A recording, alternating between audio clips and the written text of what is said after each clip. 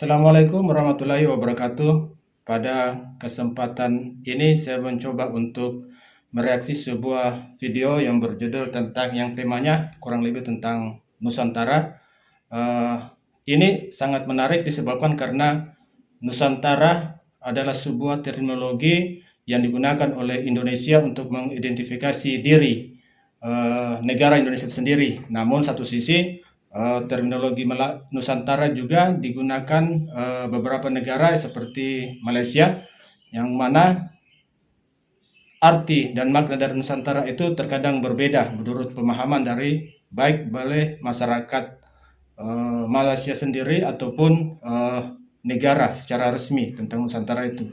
Untuk itu lebih jelasnya kita langsung mereaksi video salah satu channel daripada ML Studio, channel daripada Malaysia, dan kita judul video yang saya akan reaksi itu berjudul Nusantara Siapa Punya. Ini dikeluarkan oleh ML Studio 2 tahun yang lalu. Baik, kita saksikan. Malaysia dan juga netizen Indonesia ni macam tidak berkesudahan. Bahkan sekecil-kecil perkataan pun boleh jadi pencetus kepada pergaduhan tu. Contoh macam pergaduhan nasi goreng, pergaduhan cendol. Cendol dari mana? Batik dari mana? Banyak isu yang Malaysia oleh Indonesia ni. Satu lagi isu yang menjadi pertikaian klaim sana klaim sini adalah terminologi Nusantara. Kenapa? Apabila Malaysia menganggap diri mereka ini Nusantara, ada beberapa orang rakan-rakan kita daripada Indonesia tak suka. Dianggap macam Malaysia ni pula sahaja nak inklusif dalam Nusantara, padahal mereka bukan Nusantara pun. Kita kena faham dulu Nusantara tu apa maksud dia. Nusantara berasal daripada perkataan Sanskrit. Nusa bermaksud pulau. Antara masih antara lah. Dia daripada bahasa Sanskrit yang dibawa ke dalam bahasa Melayu. Bahasa Melayu kan dia ada sedikit serapan daripada bahasa Sanskrit. Jadi Nusantara itu bukan bahasa Sanskrit. Walaupun sebenarnya ada serapan kata Sanskrit di situ, tetapi kalau merujuk kepada bahasa Sanskrit, Nusantara itu Dwipantara. Dwipa adalah pulau dan antara yang kita ketahui. Tetapi Nusantara itu adalah bahasa Jawa kuno, di mana Nusa itu adalah artinya pulau dan antara itu adalah di luar. Jadi pulau di luar. Jadi ketika Nusantara di luar pulau, di luar Majapahit. Jadi Nusantara itu adalah di luar dari Majapahit. Ya. Nusantara digunakan di Pulau Jawa saat ini masih sering digunakan, misalnya seperti Nusa Kambangan, artinya Pulau Kambangan, atau Nusa Penida, atau Nusa Dua, itu artinya Pulau Dua, Pulau Kambangan, Pulau Penida. maksudnya antara pulau, itulah Nusantara. Maksud Nusantara dekat dua negara ni berbeza menyebabkan mereka tidak sehaluan. Ini berkaitan dengan pendidikan lah. Kalau rujuk dalam PRPM ataupun Kamus Dewan Bahasa dan Pustaka ni, Nusantara tu maksudnya Kepulauan Melayu, maksudnya mencakupi Malaysia, mencakupi Indonesia, mencakupi Filipina, termasuklah Singapura dan juga Brunei semestinya. Jadi itu maksudnya Nusantara dalam definisi dekat Malaysia. Tapi dekat Indonesia tidak sama. Kalau buka internet, tengok dalam Kamus Besar Bahasa Indonesia, Nusantara tu maksudnya Indonesia. Jadi rakan-rakan kita daripada Indonesia ni dekat sekolah mereka diajar Nusantara ini adalah Indonesia. Kalau kita nak bincang sejarah Nusantara ni, bila perkataan Nusantara ni dalam persepsi Indonesia secara kenegaraan, Nusantara itu diidentifikasi sebagai Indonesia. Mengapa? Karena pemahaman Indonesia, Nusantara itu adalah sebuah gugusan kepulauan yang saat ini sebagian besar, hampir 90% itu adalah Indonesia, sehingga tidak salah kemudian diidentifikasikan Nusantara itu adalah Indonesia, namun bukan kemudian mengatakan bahwa seperti Brunei, Singapura itu tidak masuk daripada Nusantara. Itu kita tidak melihat ke negara lain, tapi kami melihat di Indonesia itu mengidentifikasi sebagai Nusantara itu sendiri. Ya. Kemudian menurut persepsi Malaysia, tadi kamusnya mengatakan bahwa Nusantara itu adalah Kepulauan Melayu. Ini yang kemudian menyimpang menurut Indonesia, karena Nusantara dalam persepsi Indonesia adalah sebuah gugusan kepulauan mulai dari antara benua Asia dan Australia. Yang gugusan kepulauan itu tidak diklasifikasikan untuk satu identitas tertentu. Dia adalah gugusan kepulauan secara geografis.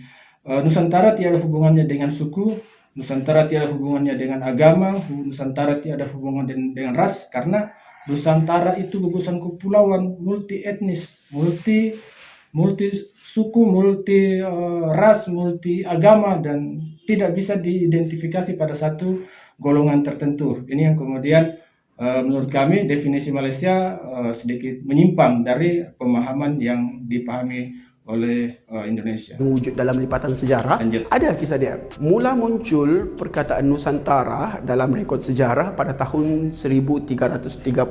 Kisah Patih Gajah Mada, janji Gajah Mada dalam Pararaton lah, dalam buku Pararaton. Dalam itu ditulis bahawa dia tidak akan makan sambal selagi mana dia tidak menguasai seluruh Nusantara. Nampak tak betapa pentingnya sambal ni kepada Nusantara, sehingga sumpah setia pun disandarkan pada sambal. Itu budaya kita, budaya serumpun. Jadi makan sambal.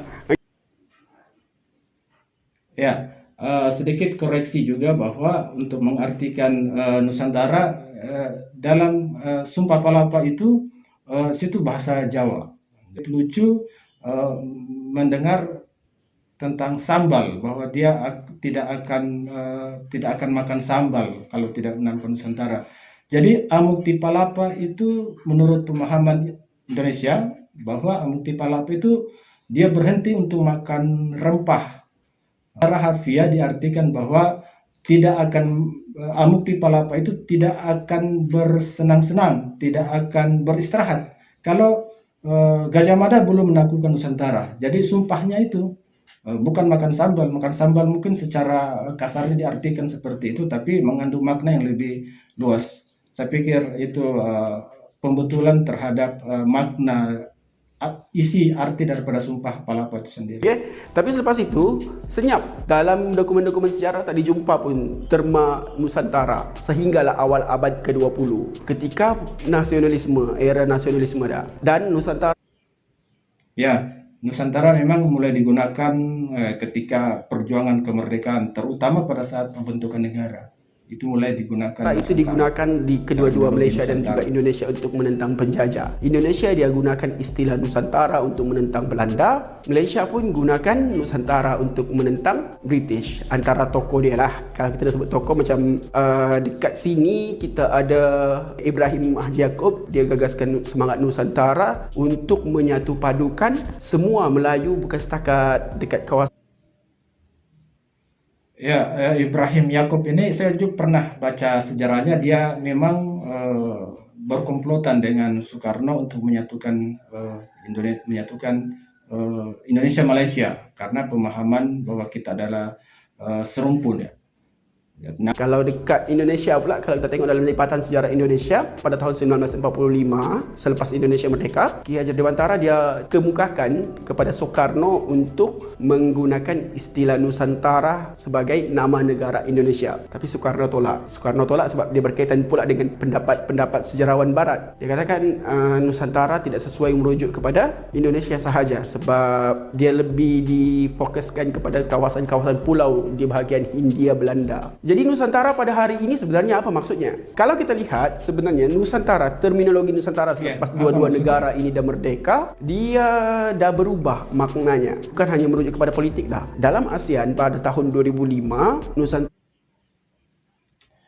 Nusantara pada saat proses pembentukan negara Indonesia itu lebih banyak digunakan karena sifatnya politis, ya, untuk lebih bagaimana memperkuat patriotisme, mempertahankan kedaulatan wilayah. Nusantara ini sudah disinonimkan dengan kebudayaan serumpun dekat sini. Kebudayaan serumpun maksudnya budaya yang ada dekat Malaysia lebih kurang sama dengan budaya Indonesia dengan sedikit perbezaan. Itu kita sebut sebagai budaya Nusantara. Thailand, Filipina dan Kemboja sekali lah. Cuma yang selalu bergaduh dekat internet ni dua negara ni je. Kan? Kita tak pernah jumpa pula orang Thailand pergi bergaduh pasal terminologi. Mungkin karena orang Thailand tidak pernah mengidentifikasi diri sebagai Nusantara. Mereka tidak pernah merasa bagian dari Nusantara. Filipina juga tidak pernah menjadi bagian dari Nusantara. Apa lagi disebut tadi? Kamboja tidak pernah mengidentifikasi diri sebagai Nusantara, sehingga mungkin mereka tidak pernah bahkan mengenal Nusantara pun mereka tidak pernah mengenal. Di Nusantara nih. Walaupun Brunei sekali pula, Brunei, Singapura, kita tak jumpa mereka bergaduh tentang terminologi ni. Hanya netizen Malaysia dan Indonesia sahaja. Tak tahu apa masalah dua bangsa ni. Itulah.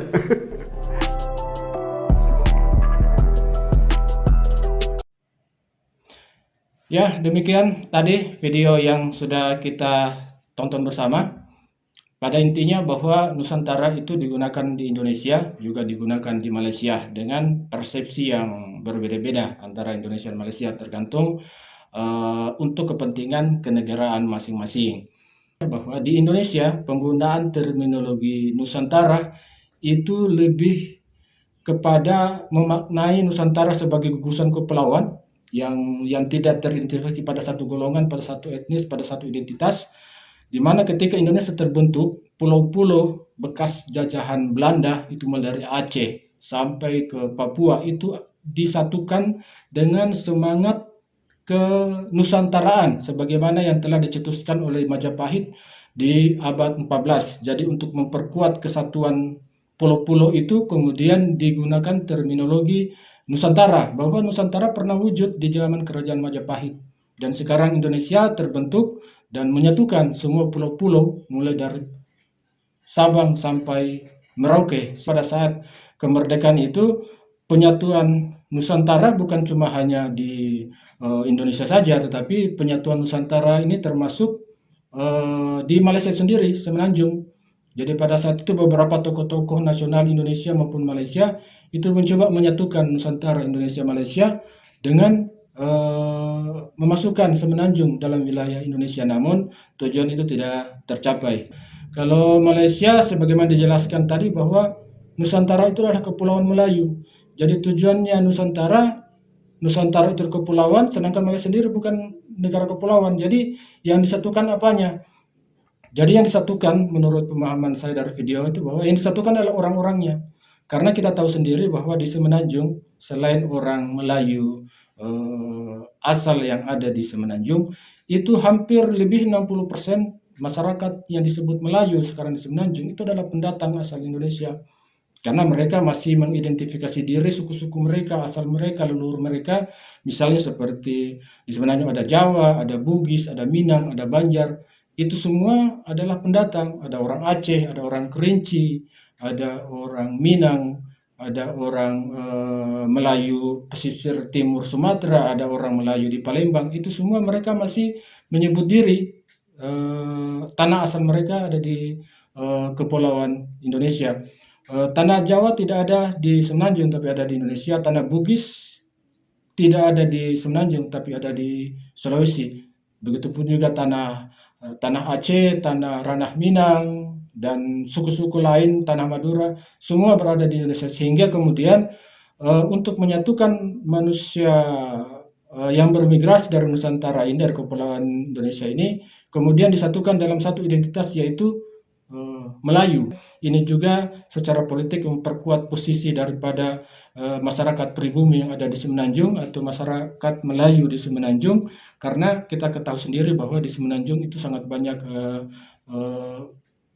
suku kaum lain, bangsa lain seperti orang India, orang Cina yang jumlahnya sangat bahkan melebihi daripada orang pribumi di Semenanjung, Melayu pribumi di Semenanjung, sehingga kemudian keberadaan masyarakat suku-suku yang ada di Nusantara ini bisa memperkuat masyarakat Melayu yang ada di Semenanjung. Demikian video saya, semoga bermanfaat, dan apabila ada hal yang ingin disampaikan terhadap video ini silakan berikan di komentar di kolom komentar. Terima kasih. Assalamualaikum warahmatullahi wabarakatuh.